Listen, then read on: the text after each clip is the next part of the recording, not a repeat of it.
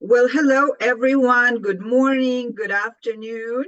Welcome to the first event of 2024 hosted by Collaborative CWIM. My name is Regina Geisner, and I'm a co-founder and board member of this alliance. Today, we are here to discuss Happiness Track with our distinguished guest, Dr. Emma Seppala, and also to get a sneak peek preview of the book she is releasing in April, Sovereign. But before we get into the thesis and everyone will start optimizing and running models on their happiness predictions after the event, I wanted to thank our generous hosts, CFA Society Victoria, and wanted to turn it over to Sean Dixon, who is joining us today to say a few words on behalf of CFA Society Victoria.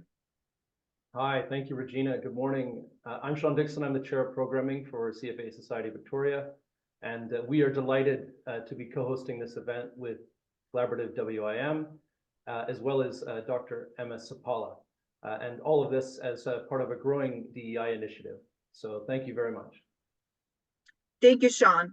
Folks, as always, reminder, feel free to put in questions as we go through the event. We will have an opportunity to ask Emma at the end anything you want to know about optimizing your happiness. Feel free to also send those in directly to me, or at the end to raise your hand and ask her directly. I know this is a global community, so would love to hear where folks are coming from as folks are still joining. And without further ado, wanted to introduce our distinguished guest, Dr. Emma Seppala. Emma, welcome. She's an international keynote speaker, research scientist, and author whose book, The Happiness Track, has been translated into dozens of languages. She's currently a lecturer at the Yale School of Management and faculty director of the Yale School of Management's Women's Leadership Program. She is also the science director of Stanford University's Center for Compassion and Altruism Research and Education. Her expertise is positive leadership, emotional intelligence, positive psychology, and social connection. Her research has been published in top academic journals and featured in major news outlets like the New York Times, the Washington Post, NPR, and CBS News. Seppala speaks and consults internationally for Fortune 500 companies like Google and Facebook, and contributes to Harvard Business Review, Washington Post, Psychology Today, and Time Magazine, among others. She has also spoken at several TEDx events. She graduated from Yale, Columbia, and Stanford. Originally from Paris, France, she is a native speaker of French, English, and German, and also proficient in Spanish and Mandarin Chinese. So, Emma, it's a pleasure to have you here with us. Thank you, Regina. My pleasure too. So, of course, I have many different questions related to the thesis of Happiness Track, but what I want to start with is tell us a little bit more. While you were working on the book, what are some outdated notions about success that you kind of determined through your teaching experience or your working experience at Yale and Stanford? I know here, obviously this is a finance community, so we have a very predefined version of what success means. So would love to hear from you. It's interesting. I moved here from France, and when I first moved to the US, I just noticed how much more positive people are, which I really appreciated, but also how there was this sense that I am what I do, and that's the feeling that people have, and that there's this sense of always needing to go, do, be in that kind of mode all the time in order to get things done. But as a consequence, you also see so much burnout. And with burnout comes depression, anxiety, fatigue, health issues. And I just saw that again and again among high achieving communities and generally. And when you look at the science suggests that we're actually, when we take a step back, rest, get enough time off of work, we actually come back more creative, more innovative, we're better decision makers, we have more emotional intelligence, we're able to pay attention better, our memory is better, our cognitive skills are better, our communication is better. I mean, if we want to show up at our fullest potential, it's imperative that we take really good care of ourselves. And yet there's this sense of, no, I just have to go. But sooner or later, you're going to pay the price. And what I think is really important, especially for women leaders, I really like women leaders to know this, is that if you want to be successful over the long run, and we need you to be successful over the long run because we need more women leaders, you have to take care of yourself. And that's what the science shows. So for example, when are you most creative? Like, when do we come up with our those aha moments in our life when we think of solutions to problems we're working on? It's usually when people always say like, oh, it's when I'm in the shower or walking my dog or driving or, some kind of relaxed moment.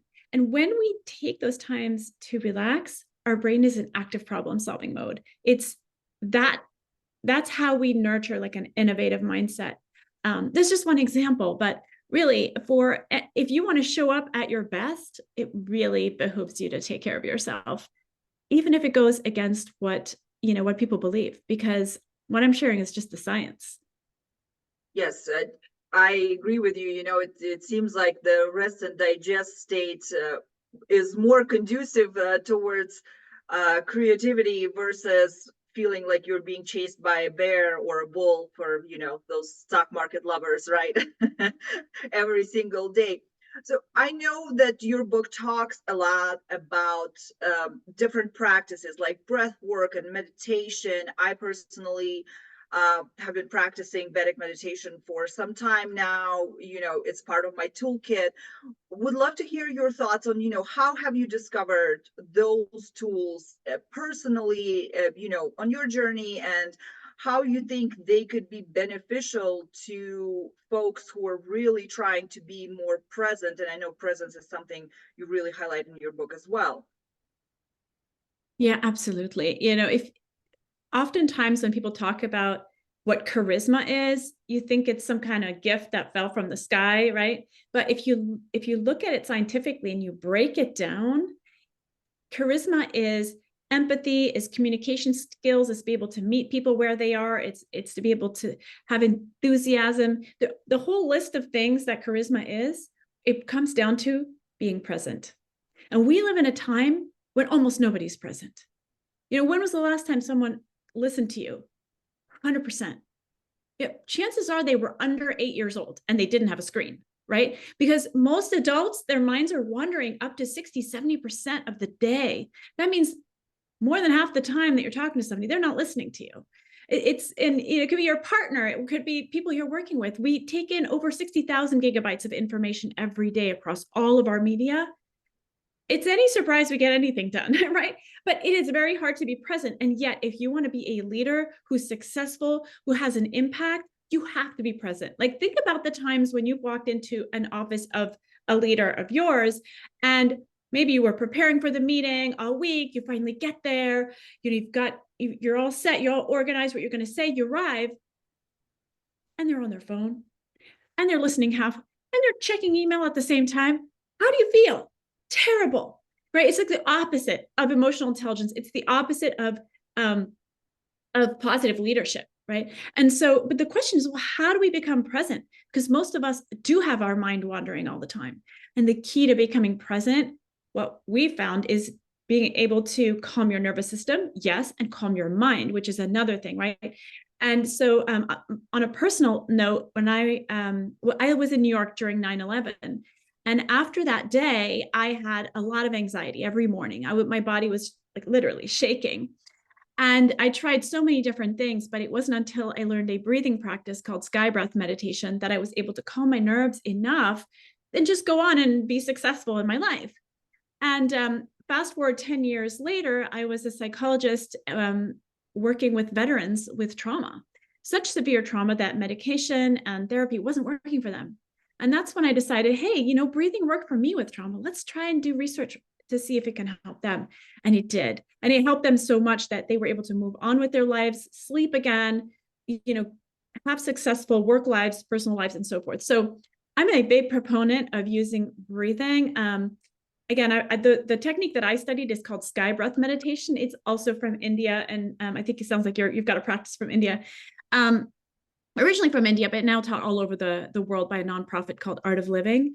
And so we've since then also done more research with veterans as well as just with high performing students, Yale students, and seen that of all the interventions that we tried with them, the breathing had the most impact.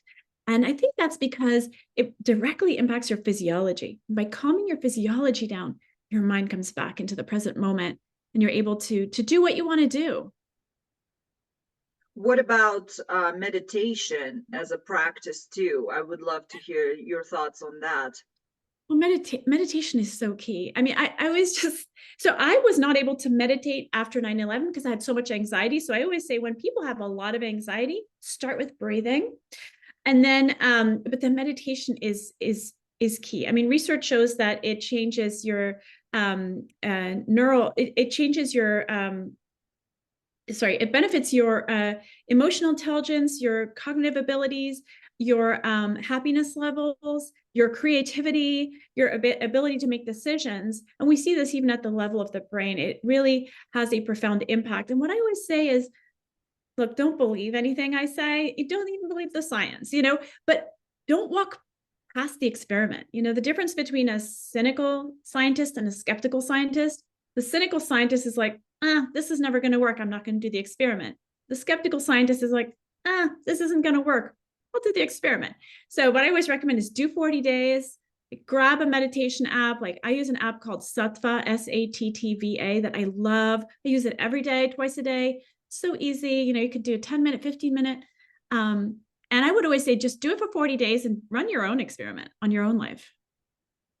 I totally agree. I mean, my practice, on a personal note, it is also a twice a day practice. 20 minutes a day. So I found that to be incredibly beneficial for my well-being and also helping to get into that creative space, right? We talk about, because that really helps you to zone into being present. And like we talked about, the art of listening. And first you got to listen to yourself before you're able most likely to listen to other folks. I know that another big highlight in happiness track, and that's something I think a lot of us overachievers and recovering perfectionists here struggle with, is self-compassion or compassion in general. So what kind of tools do you think we, all A-type personalities can practice on a daily basis and find that compassion for ourselves? Because I know a lot of us, hey, we made a wrong stock pick and now I'm going to beat up myself for the rest of my life situation, or anything else basically on a daily basis, managing so many things as a parent, as a professional. Absolutely. I just, this is really dear to my heart because I teach women leaders all the time. And I often feel like the biggest thing standing in their way is less the bias and the glass ceilings, and more so their relationship with their own selves. And that's why actually one of the focuses of my new book, Sovereign, I have the copy here. It's coming out April 23rd. But yeah, is that, we talk about working in a toxic workplace or being in a toxic relationship. What we don't realize is many people are in a toxic relationship with themselves. If you think about what are the words you say to yourself every time you make a mistake, like you were just alluding to, kinds of words we use are, you're such an idiot, why did you do this? You always do this, you're a failure, those kinds of words. Now, if someone you loved dearly made a mistake, you would never use those words for them. That would be abusive. And having self-criticism is like having a terrorist that lives inside your head, and it triggers your sympathetic nervous system, your stress response. And research shows it leads to less resilience, fear of failure, more anxiety, more depression. There's nothing good to it. But sometimes we mistake self-criticism with self-awareness. Self-awareness is like, whoops, I made a mistake. I got to learn something here. Or, I'm not that great with my statistics. I need help. That's self-awareness. Self-criticism is, like you said, beating yourself up about it. And that's what leads to all those negative repercussions. So what you ideally want, if you want to have the maximum resilience, energy, better relationships in general, better sleep, better mental health, even better physical health, then the key is to have the same kind of relationship with yourself as you have with a loved one. Meaning kind, compassionate, understanding. It doesn't mean that that you don't have self-discipline or that you let yourself get away with just about anything, right? But it does mean that you're going to treat yourself with dignity and kindness, the way that you treat other people. And I often wonder, why is it that there's so much self-loathing? I'm going to call it self-loathing, which I know is a strong word, but self-criticism, according to psychologists, is self-loathing. Can you believe that? Most people are walking around with self-loathing. It makes no sense. It's destructive. And so that's one of the things I'm inviting people to do in my new book is question the programs running in your head that make no sense and deprogram that stuff.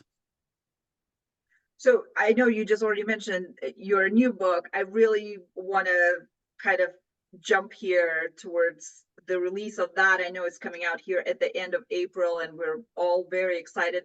So tell us what prompted you to write this at this point in time. What's the research behind it?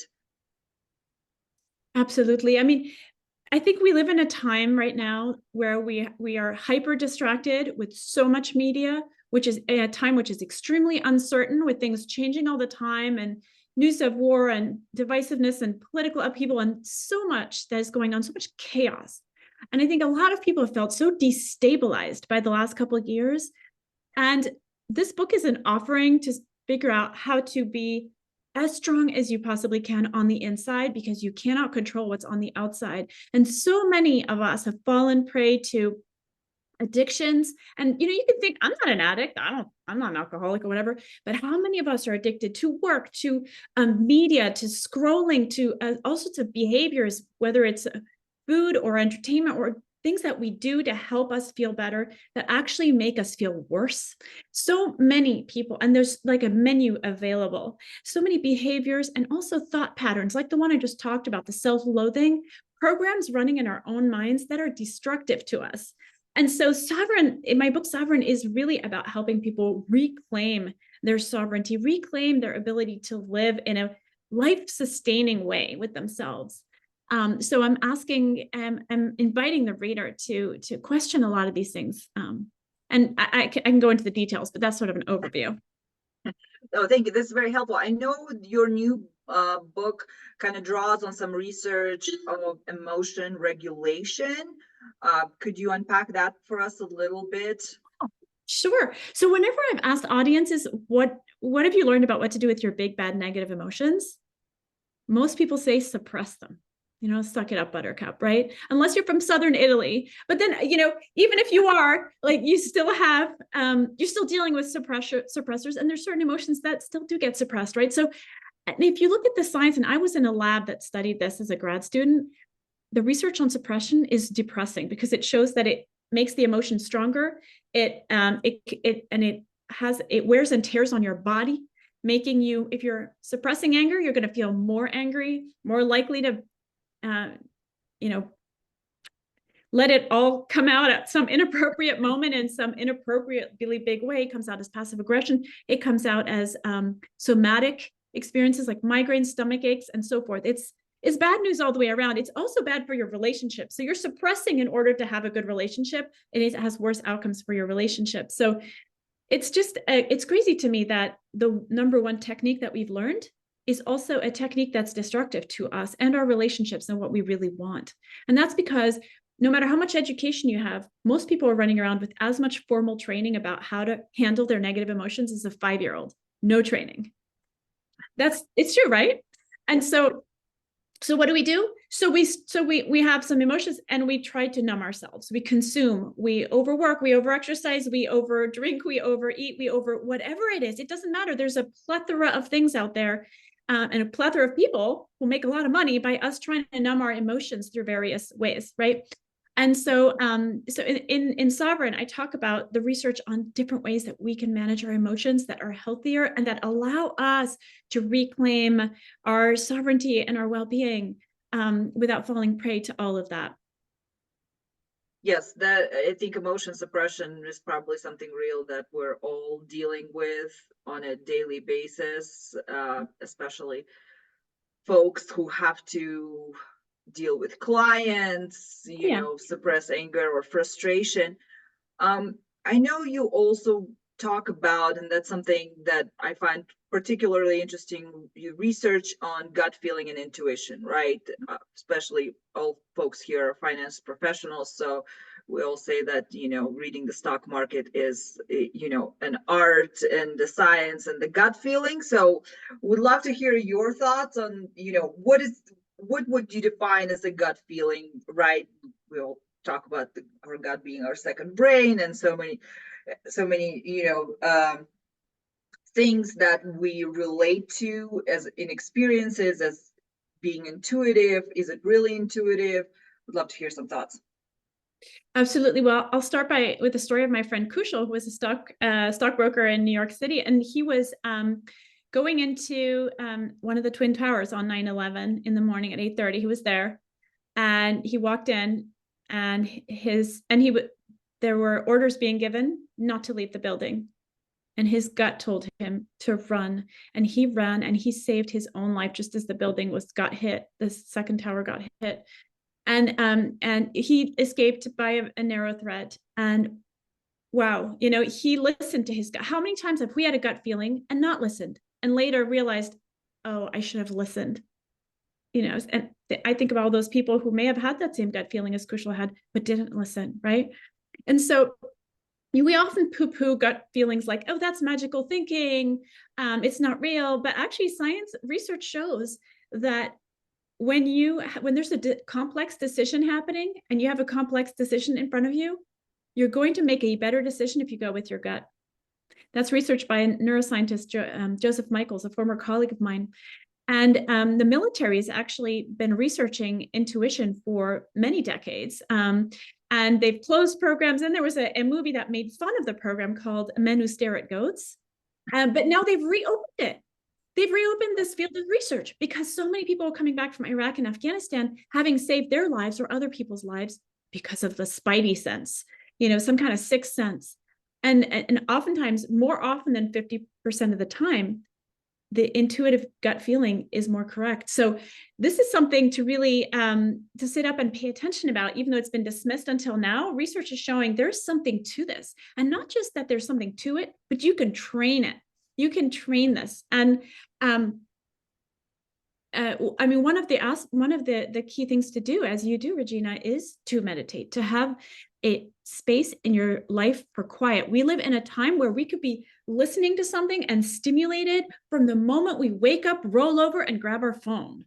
We don't even have moments anymore where we're in this alpha wave mode, which is the mode when your brain is in active problem solving mode or receptive or is quiet. And that's when we know we get our creative insights and also our intuitions. And yet it's almost like you can prevent yourself from being in that mode all day by constantly being under stimulation. Same with children. And it's really crazy to me to think about that, because children, for example, are the most creative beings on our planet, right? They're always creating something.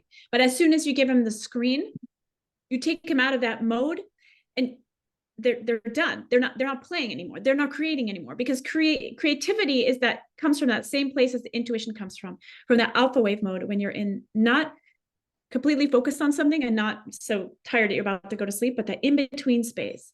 So meditation, I would say, is key, but also taking time away from your technology, away from stimulation.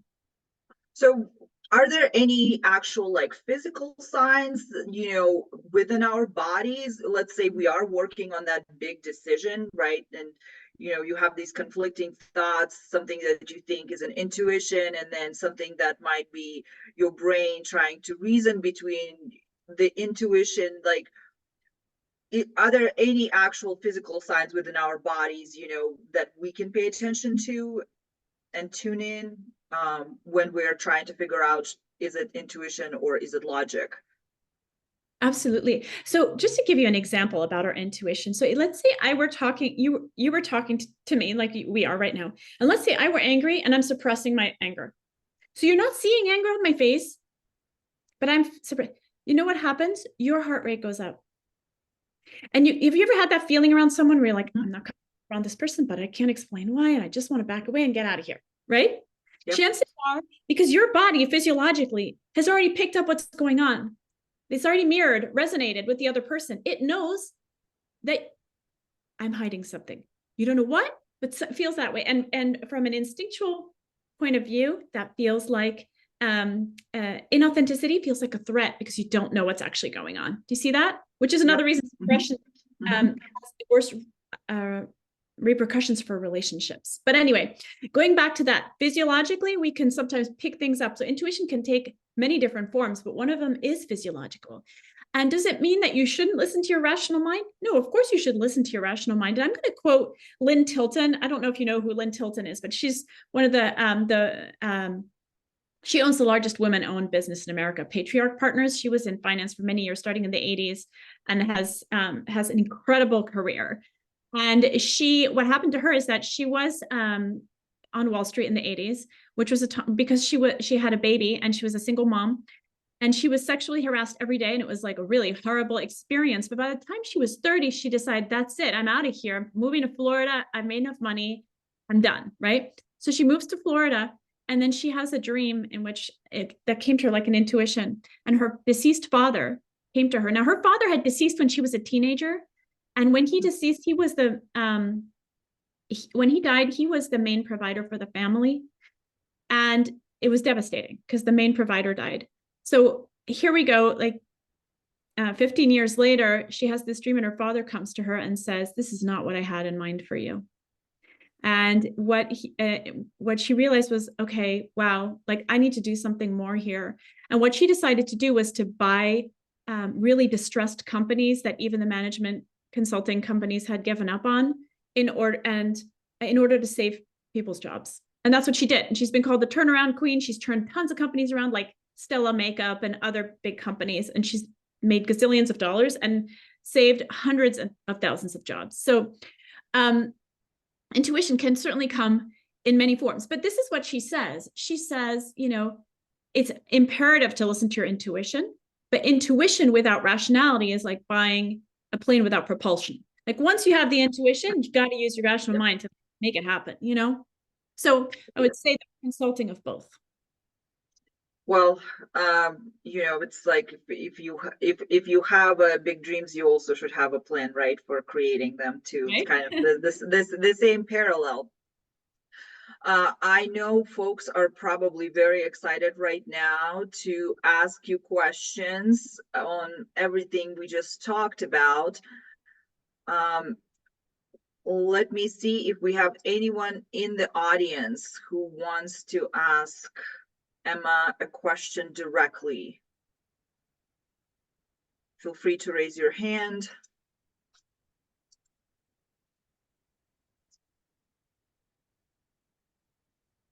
Or unmute yourself. I'm looking at the chat and someone is asking if they can do a meditation experience, I think. And I'm super happy to do a breathing exercise, a real quick breathing exercise that could be really helpful for people. Yeah, absolutely. I think folks would love that. Yeah, sure. I'm happy to do that. And Ariel asks about internal family systems. I've heard great things about it. I don't know enough about it, Ariel, to answer your question. So I'm sorry about that.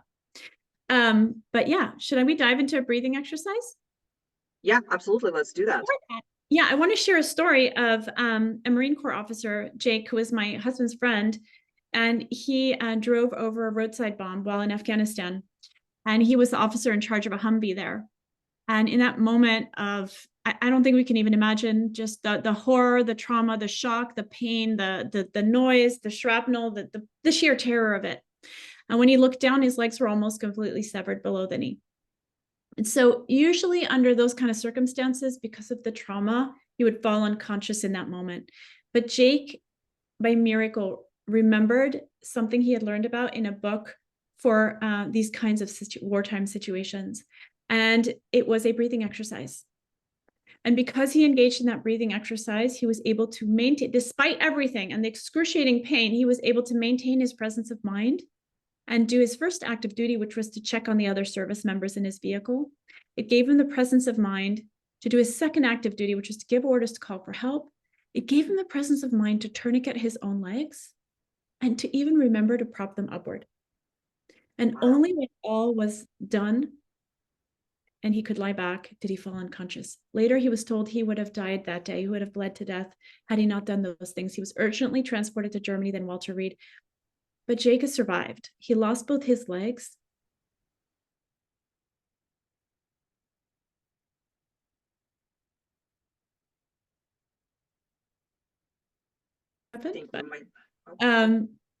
But yeah, just wanted to share just how powerful that breathing can be. If it can help Jake in that kind of a situation, what can it not do for our hopefully much less stressful and yet still stressful lives?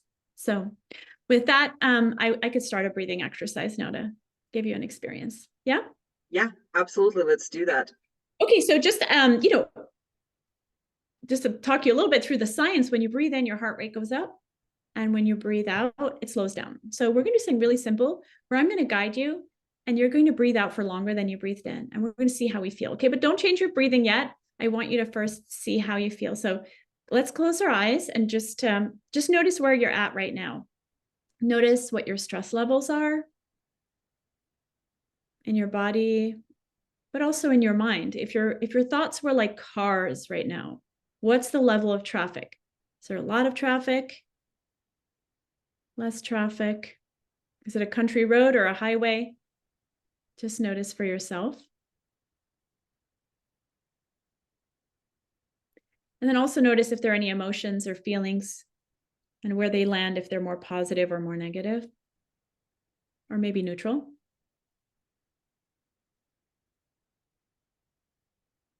And you can even scan through your body, notice how you feel, any areas of tension or looseness. You're just assessing where you're at right now. And now let's see if we can use our breath and if we'll notice anything after this breathing exercise. Okay, so keeping your eyes closed if you can. Your hands are on your lap, your palms are facing upward. That'll allow you to breathe more deeply.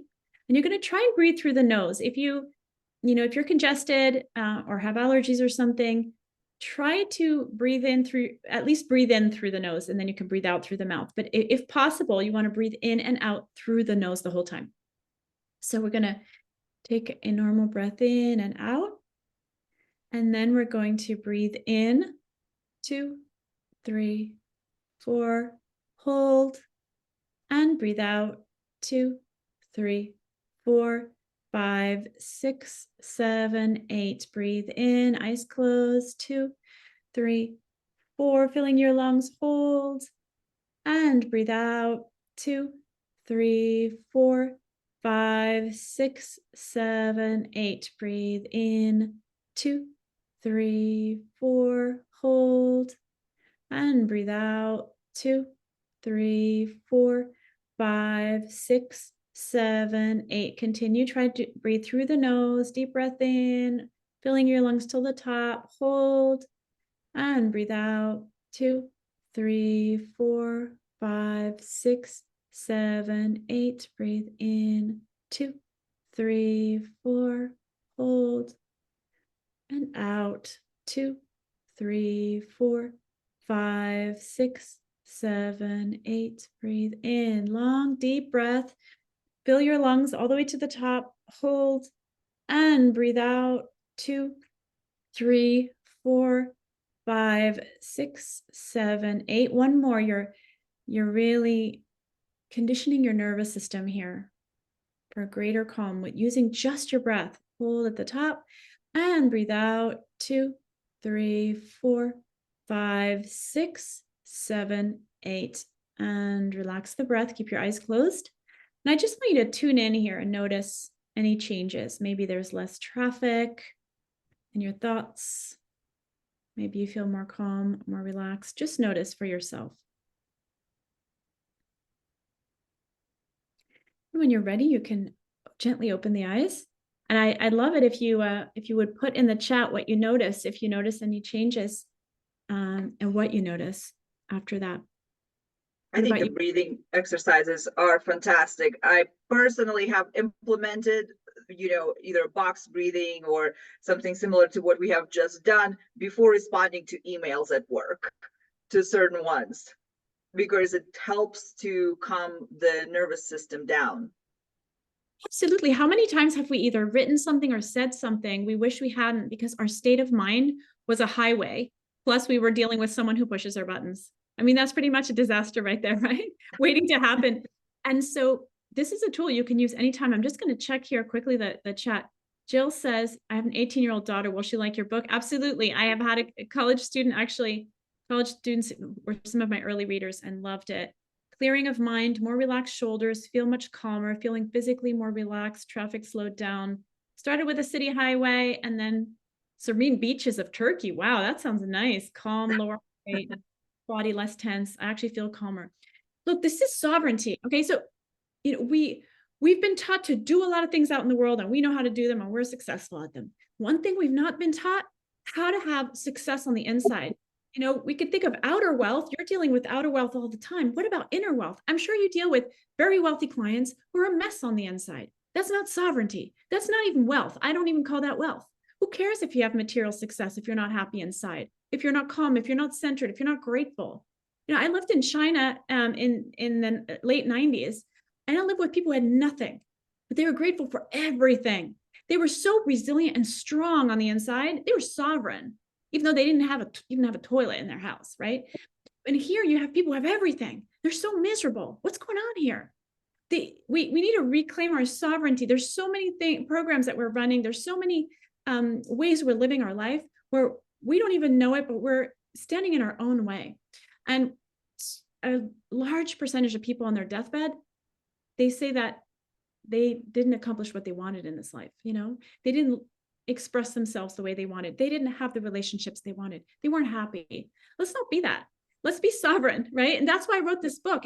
Because just looking around, we need to have that internal power, because as such, we become humans that are not just much happier and more successful. Yes, of course, you will be that, but also we become our own life is of service to others, because we show up and we can support other people. We can only support others if our own cup is full. Do you see that? There's a lot of ideas in here, but it comes down to this idea of sovereignty and inner sovereignty. So thank you so much for sharing those experiences on chat.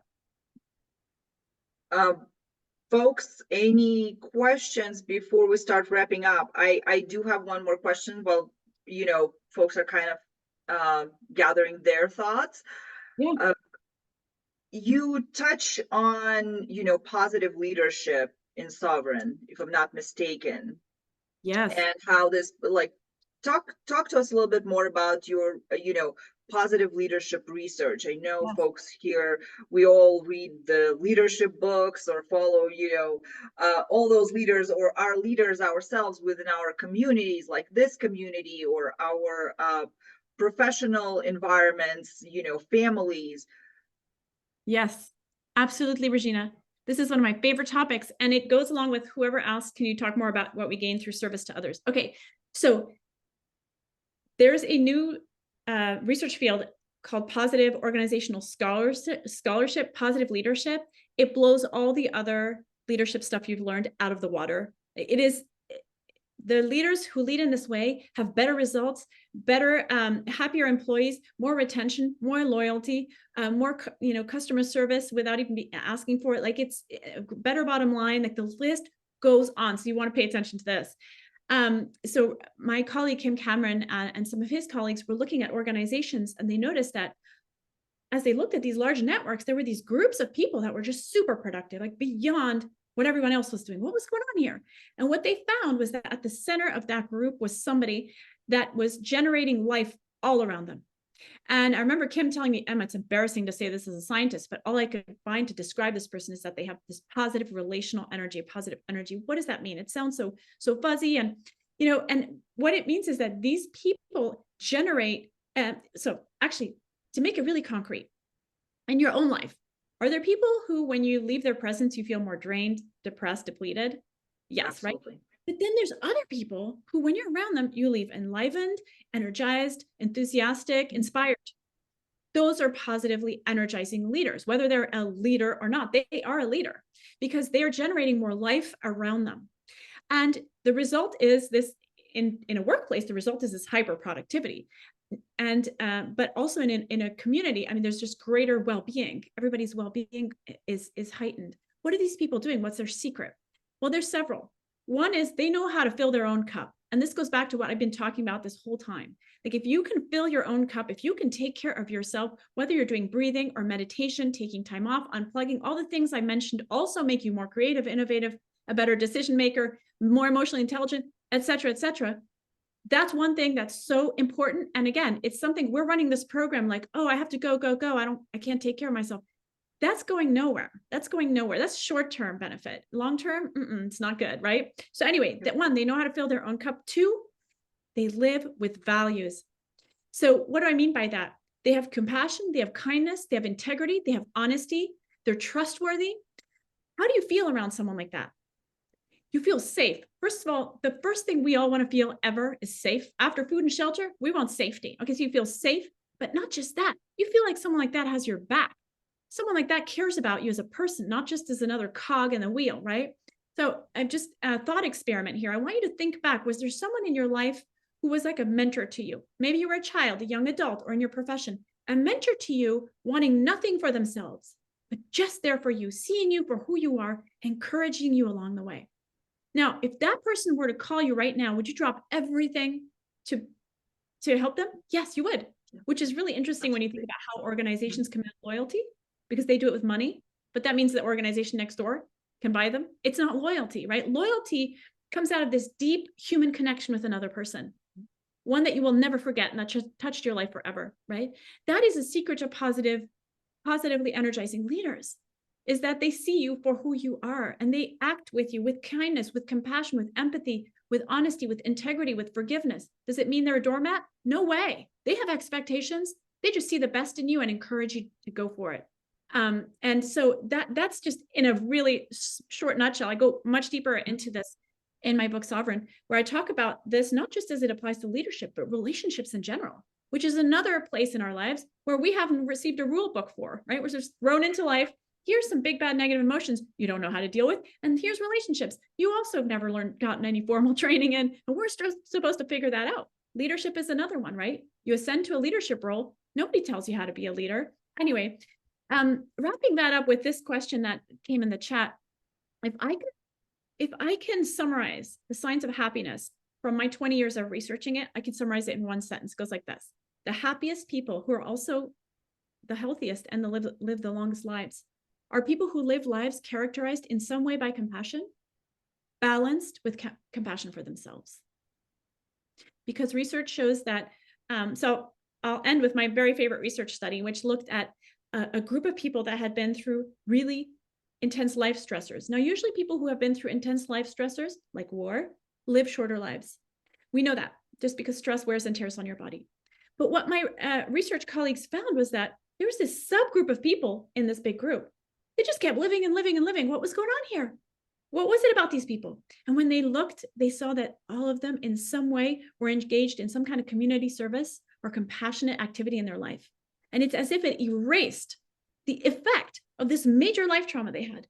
And they were able to live on and on. And research shows that individuals who have that kind of life, doesn't mean you have to go, feed orphans in Somalia. Like, you could just be someone who, on a day-to-day basis, you have this attitude of, let me be of service. Let me uplift people I meet. Let me uplift the barista at Starbucks who sees a million people and nobody smiles at them. Let me crack a joke with my neighbor.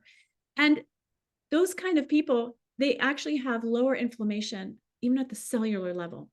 So I could go on, but that's it in a nutshell.